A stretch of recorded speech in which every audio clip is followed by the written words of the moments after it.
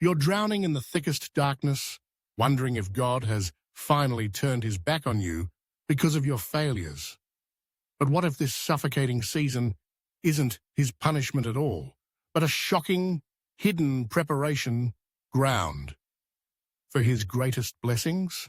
That crushing weight you feel, that isolation, that screams abandonment, isn't a sign of his rejection. It's often the furnace where he secretly refines you, burning away everything false you've built your identity upon, forcing you to confront the idols of self-sufficiency and comfort you didn't even realize you worshipped, because he desires pure gold faith, tested by fire, just like 1 Peter 1:7 declares. Think about Job, stripped bare, sitting in ashes, accused by friends, and seemingly forsaken by God himself. Yet through that unparalleled suffering, God wasn't punishing him. He was proving Job's faith was genuine. Think about Job, stripped bare, sitting in ashes, accused by friends, and seemingly forsaken by God himself. Yet through that unparalleled suffering, God wasn't punishing him. He was proving Job's faith was genuine, not dependent on blessings, revealing a depth of relationship and trust that could only be forged in that terrifying crucible of loss, demonstrating the shocking truth that sometimes God permits the enemy's assault precisely to showcase his sustaining power and your unwavering faith when everything visible screams defeat. Your darkest valley might be the very place he's breaking your reliance on your own strength, your clever plans, your fragile resources, bringing you to that desperate end of your rope moment where you finally cry out, utterly dependent, so he can reveal his all-sufficient grace in ways your comfortable seasons never allowed. Remember Paul's thorn, that relentless, agonizing weakness he begged God to remove? God's answer was shocking. My grace is sufficient for you, for my power is made perfect in weakness. 2 Corinthians 12:9.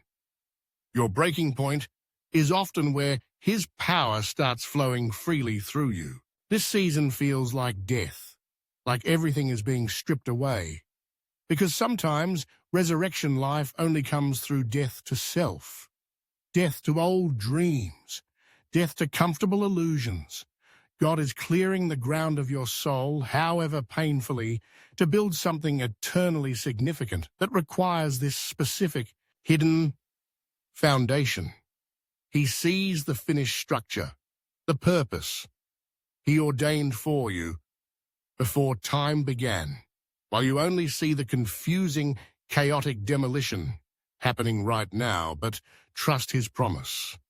For I know the plans I have for you, plans to prosper you and not to harm you, plans to give you hope and a future. Jeremiah 29:11. He's not ignoring your yes or your tears.